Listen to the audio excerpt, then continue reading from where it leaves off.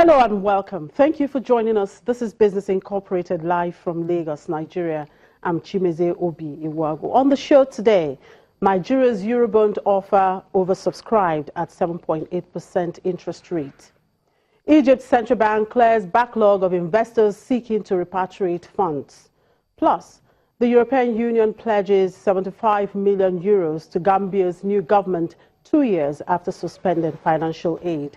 Now let's get started, and we'll begin with the markets. Starting off here in Africa, the bears continue to dominate the Nigerian stock market as the all-share index remains in the negative.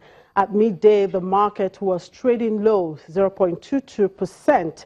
However, the market in South Africa was in the green, up 0.95%.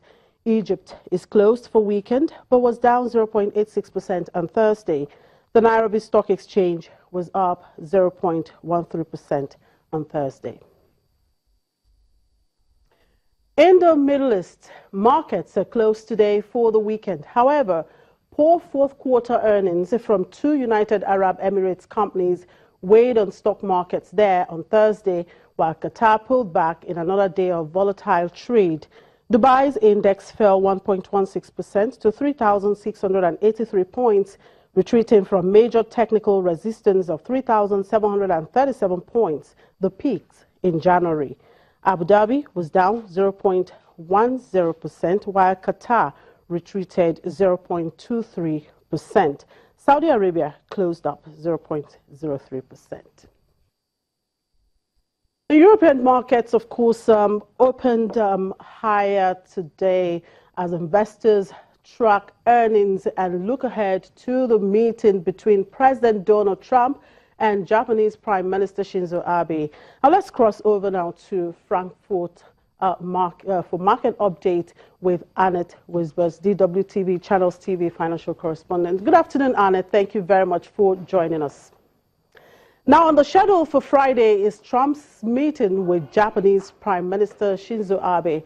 Aside from the discussions on President Trump's plans to withdraw from the Trans-Pacific Partnership, is the market expecting other new bilateral trade agreements between these two leaders?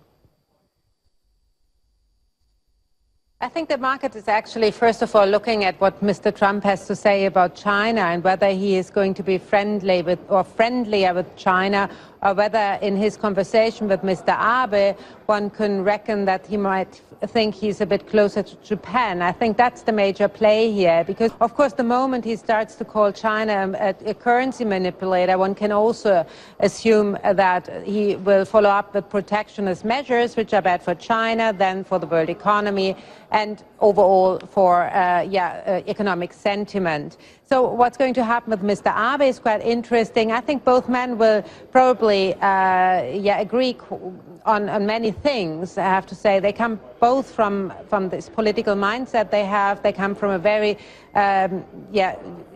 they can agree on a lot of things, I guess, because they both have a nationalistic take on their individual countries. So they will most likely discuss, of course, they will discuss trade. But Mr. Abe cannot really offer a lot here, because he cannot sort of say we're going to reduce exports to the United States. But what he can say that he's supporting a state-owned Japanese company who might boost their investments into the United States. So we'll see what comes out of that meeting. It's a long meeting. They meet today in Washington and then 2 days at the so-called Winter White House in Florida, at Donald Trump's place. Well, we'll sure keep an eye on that meeting. In the meantime, let's look at the meeting Trump held with the airline executives in the U.S. yesterday. Trump said he wants to make sure travelers in the U.S. have the greatest customer service with an absolute minimum of delays and with the greatest convenience, all at the lowest possible cost. How are the airlines in Europe reacting to the outcome of that meeting, Lufthansa, KLM, and so on? Actually, I have to say there's not a lot of reaction to that meeting because Donald Trump didn't outright say he's going to ban airlines from other countries. He's going to support only the domestic carriers. He didn't do that. He's quite clever in his take here because he clearly understands that other airlines who are not domiciled in the United States are well customers of Boeing. And Boeing is a major company in the States and has a lot of jobs to offer. So he doesn't want to hurt Boeing either. So he's dancing with everybody here. I guess what's going to happen is that his emphasis will be on investments here, also in the infrastructure. He's saying that the airports in the States are really bad, which is quite clear to everybody who has ever used one recently. And also that the train infrastructure is bad, delivering to those airports. I think that will be upgraded, at least when it comes to what Mr. Trump is saying. And this is, in the end, also good for European carriers. I think what's more important here for European carriers, that the European Commission today also has promised to hide the pressure on Middle East carriers who actually have a lot of state subsidies and can offer tickets at cheaper rates than, for example, Lufthansa or KLM. And of course, it's just those cheap tickets that a lot of people would be looking out for. Well, the trading week has ended today. Just wrap up the week for us and give us an outlook for next week. Yeah, just quickly, the trading week was really flat where it comes to European bourses. We've seen DAX flat, the Euro Stoxx 50 flat ending that week. One can fairly say that the earnings actually have been driving markets a little bit to the upside. The political concerns were not that big during that week. There were a couple of side stories like that the Greek debt crisis came back with yields spiking once again because there was a spat between the lenders, the Europeans and the IMF. This seems to actually get some clearance on Friday, but we are not there yet. The deadline here is February 20th, when the Eurogroup is going to meet. Then we had a couple of earnings. Here also we had better than expected earnings, like from Societe Generale.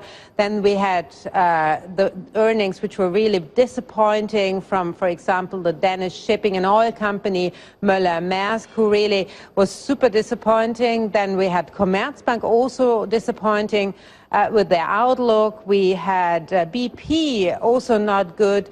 But overall, I think the better earnings actually dominated the general market. So to give you a look ahead, next week it will be earnings once again, and also some speeches from central bankers, but more or less a concentration on earnings here in Europe. Well, thank you very much, Anna. It's been a wonderful week with you. Enjoy your weekend.